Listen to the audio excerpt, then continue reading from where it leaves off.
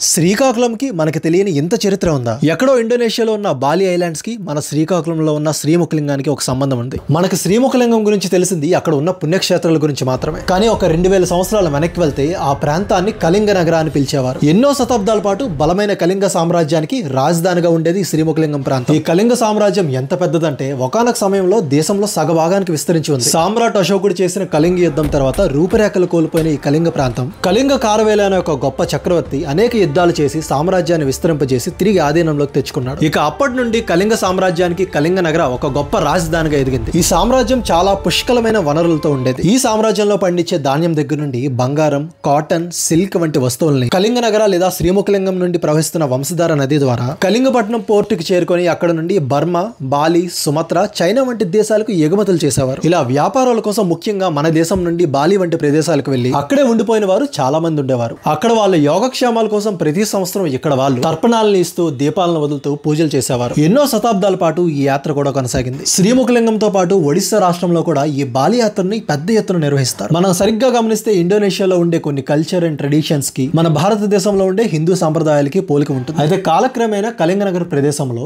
ప్రముఖ పుణ్యక్షేత్రాలైన శ్రీముఖలింగం, మధుకేశ్వర స్వామి, భీమేశ్వర స్వామి వంటి ఆలయాలను నిర్మించారు. ఒక గొప్ప సామ్రాజ్యానికి రాజధానిగా వెలిగిన శ్రీముఖలింగం నేడు దక్షిణ కాశీగా ప్రముఖ శైవ పుణ్యక్షేత్రంగా దర్శనమిస్తుంది.